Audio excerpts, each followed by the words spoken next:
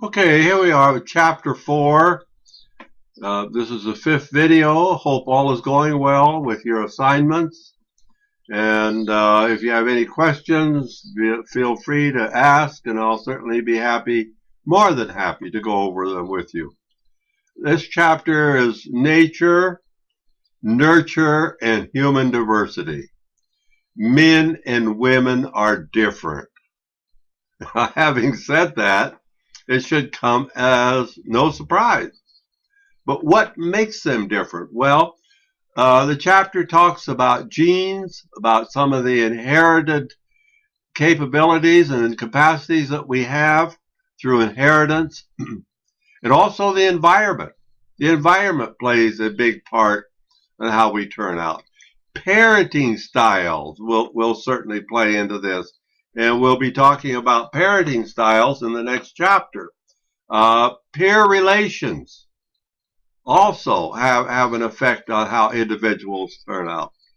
But argument over nature versus nurture, I feel as though that this is almost a non-existent type argument, even though it was very important at one time.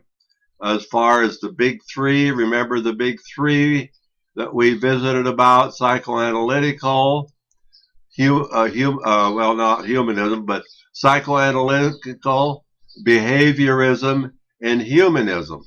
Now, they came into play, and psychoanalytical said that our material is stored in our unconscious, and the development of this through the id, the ego, and superego. We are born with the id, and then we develop an ego, and then we develop a superego, which is our conscious and our ego ideal. So those are some of the things that the environment plays on an individual's development and how they turn out. So we wonder what contributes the most. We don't always know what contributes the most. I do know individuals who said, I don't want anything to do with mom. I don't want anything to do with dad. I just want to get out of here. I want to leave. I want to be on my own. And yet they walk like their dad. Or maybe they walked like their mother. They shared some of the same mannerisms. Well, these are some of the aspects that we can look at in this chapter here. And they talk about twins being reared together, and twins, identical twins, reared apart. And while we're talking about identical twins, there's the instances of an identical twin isn't as great as what we think it would be, even though they did come from the same egg. Now, the difference between identical twins and fraternal twins is that fraternal twins came from two separate eggs, and they share about the same amount of differences as a brother or sister would. Another aspect that we have is evolution. Did we really grow from a amoeba and go into a fish and crawl on the land and then started to walk upright? I'm not here to say that. I'm not here to answer any questions in that area. You are going to have to go ahead and make up your own mind in this area. And as long as we talk about evolution, there could be an aspect of a higher power. I'm not going to really visit that. These are two thoughts about how we have developed. Well, what about parents? Just how much influence do parents really have on the development of the individual? And I watch parents and I watch parenting styles, and in the development of the individual, we're going to be talking about parenting style.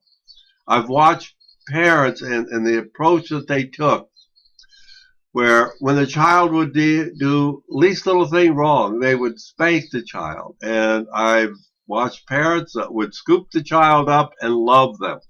Now, how did they turn out? Well, some individuals contend with the school of thought that if you spare the rod, you will spoil the child. And some individuals felt as though I'm not going to lay a hand on my child. Matter of fact, I would imagine that there could be some of you who were spanked when they did something wrong, and the parents hope to correct it.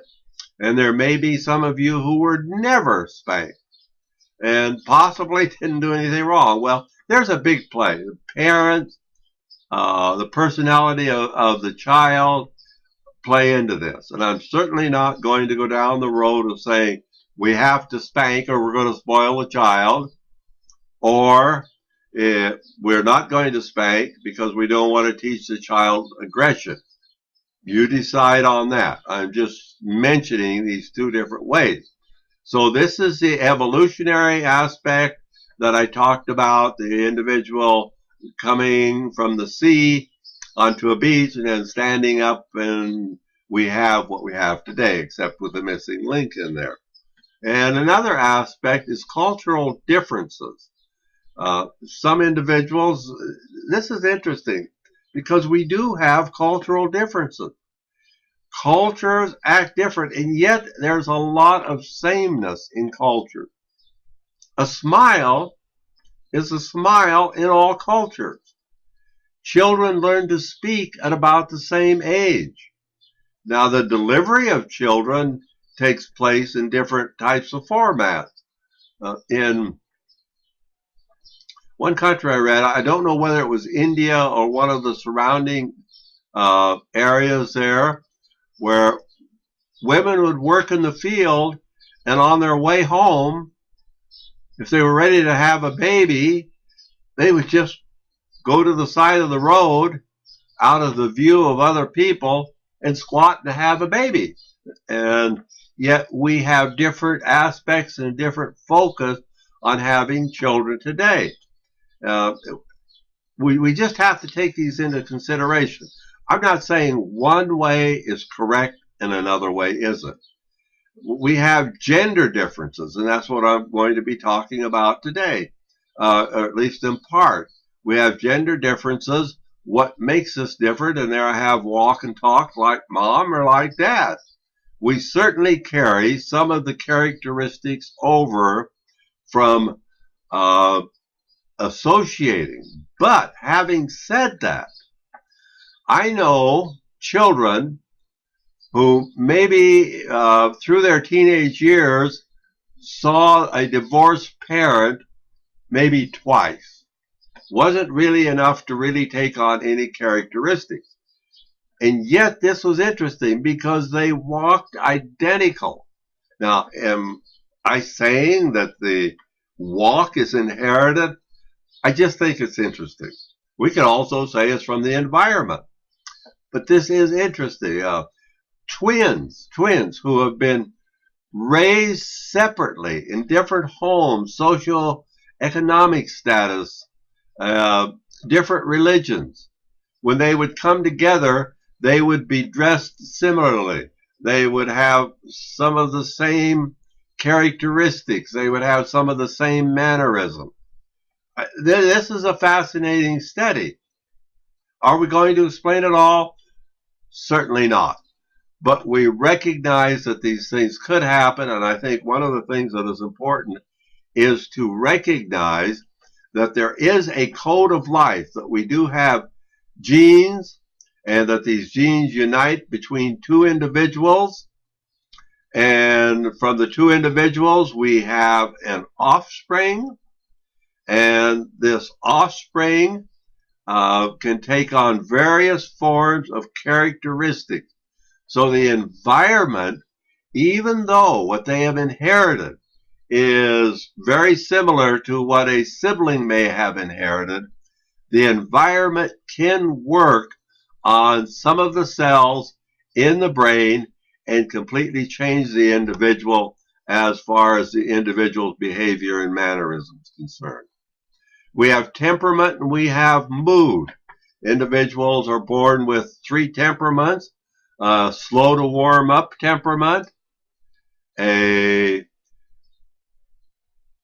temperament that is kind of a withdrawn temperament, and then we have an easy temperament. Now, I have the term mood down there. Well, the temperament is like the season. We have winter, summer, fall, and we have spring. So we have a general overall climate, but the mood is very much like what the weather forecaster predicts for today's weather or tomorrow's weather or next week's weather. We have tests, and it's kind of interesting because we are having more and more tests for the unborn, and we just wonder how far this is going to go. In other words, if you were going to have a child, this is during the gestation period, and they tested the child, and the child is, we'll say in the later years, going to be bald, but we can switch a gene so the child will retain a full head of hair throughout their life. Also with IQ, maybe switch a gene, and so the individual would have a higher IQ. These are some of the questions that are coming up because science is actually showing that they can go ahead and somewhat give different characteristics to the unborn child. We talked about peers and how peers can influence how the individual turns out. Peers are very powerful. Parents do influence our future too, but there comes a time in the development, and you can think back over your own life where the peer aspect really overpowered the parent's influence. Now, many times this can happen, and then at a later date, the child may leave what the peer has said by a later date. I mean, in their 20s and 30s, they leave what the peers said and go back to the parental influence. These are just some of the interesting aspects of individuals growing up. This is nature versus nurture.